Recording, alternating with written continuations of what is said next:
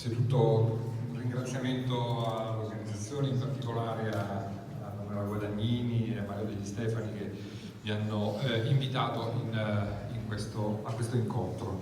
Facciamo una cosa tipo nei film di Cronenberg, cambia l'identità solo con la scritta, visto che si parla di salute mentale. Allora, io non mi occupo di salute mentale, sono un musicologo che si occupa di jazz, anche se sono convinto che forse nei conservatori uno sportello di ascolto ogni tanto sarebbe necessario, anche se dietro la grata non c'è nessuno, ma una specie di confessionale sarebbe salutare. Allora, oggi qui parlerò brevemente dello swing, che è una parola inglese, che vuol dire letteralmente oscillazione, ma è anche un verbo, to swing, oscillare, ed è una parola che ha un duplice significato, uno diciamo di carattere tecnico e corporeo, musicale, che è quello che indagheremo oggi, e uno invece di carattere stilistico. Distinguono i due significati la S minuscola e la S maiuscola.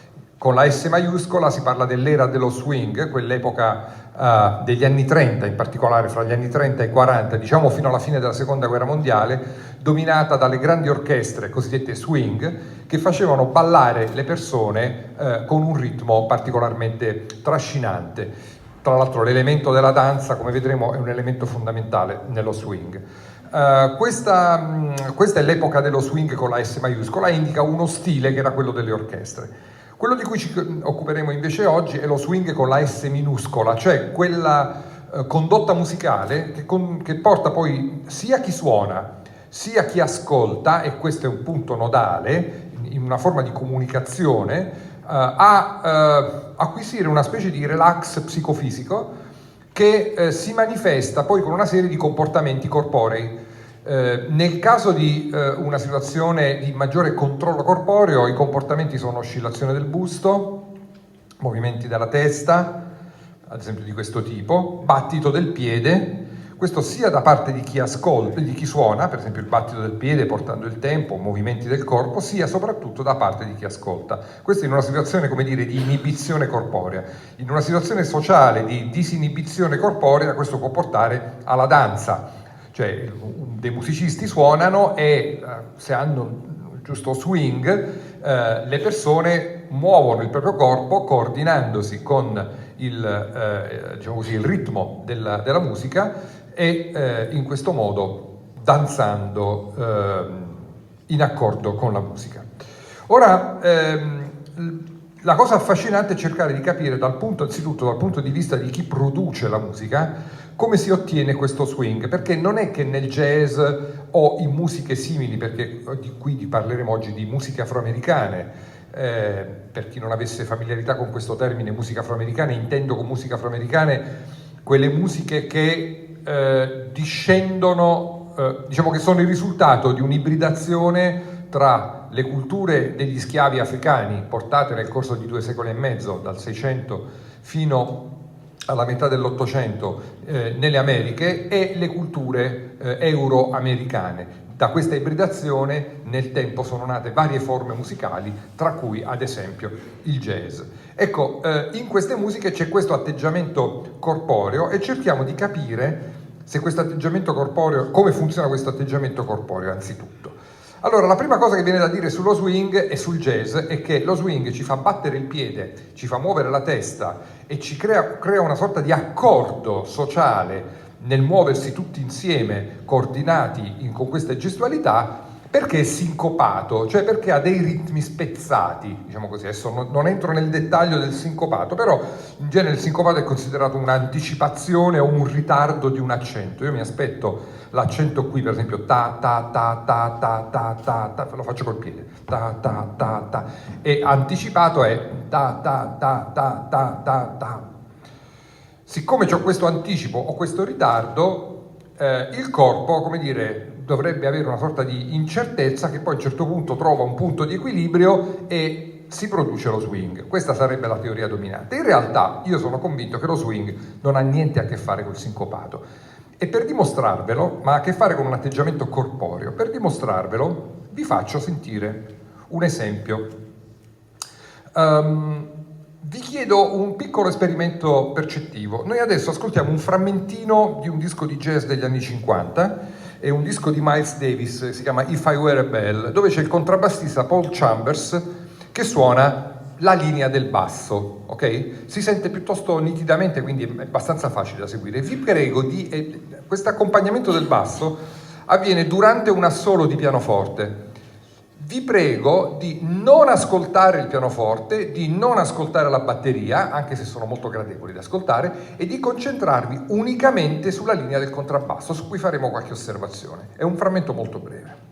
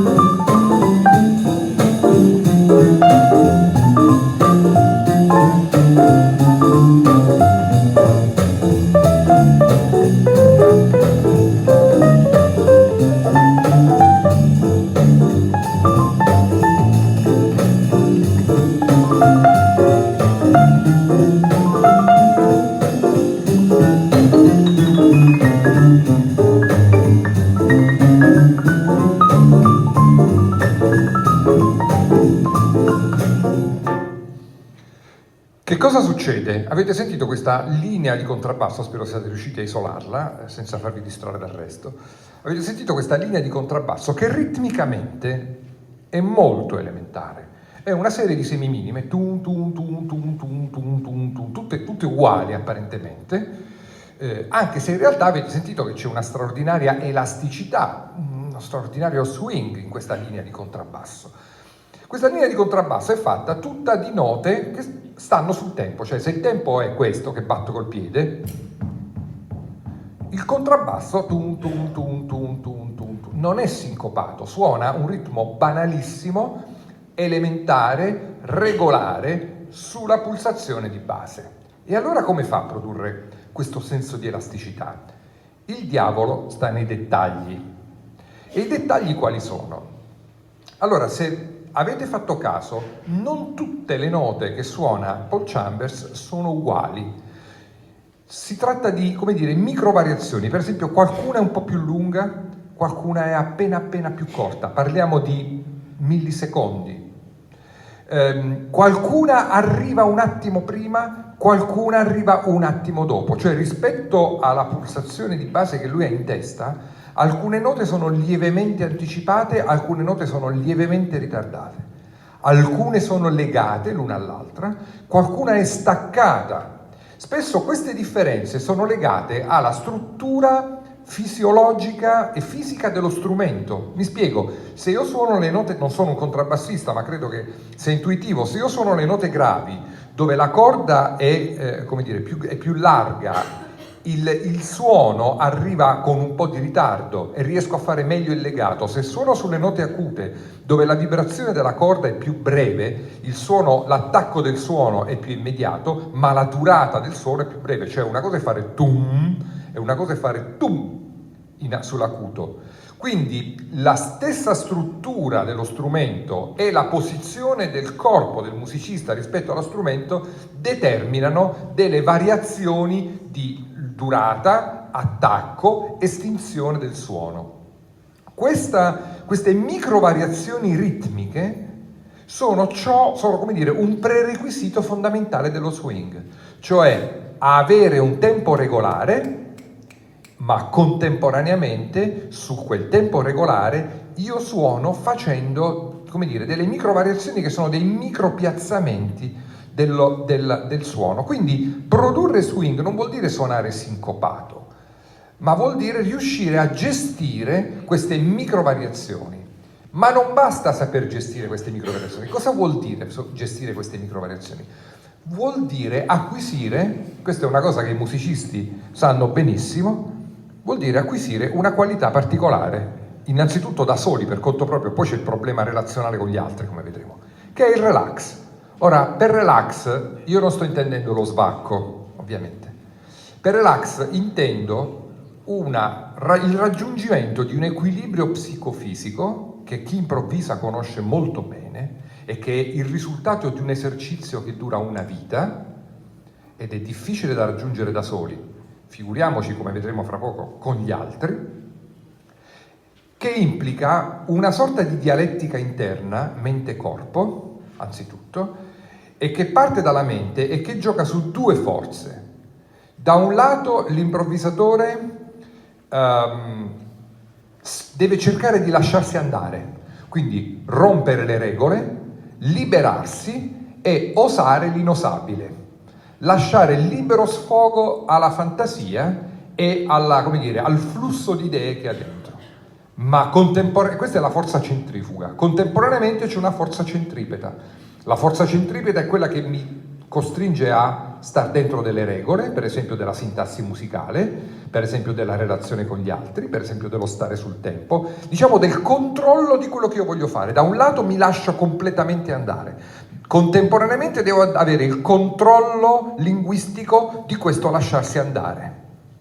Questo gioco che è mentale e ovviamente fisico, perché implica per esempio una gestione muscolare dell'atto, del gesto, vuol dire lasciarsi completamente andare e al tempo stesso controllare quello che fanno le dita.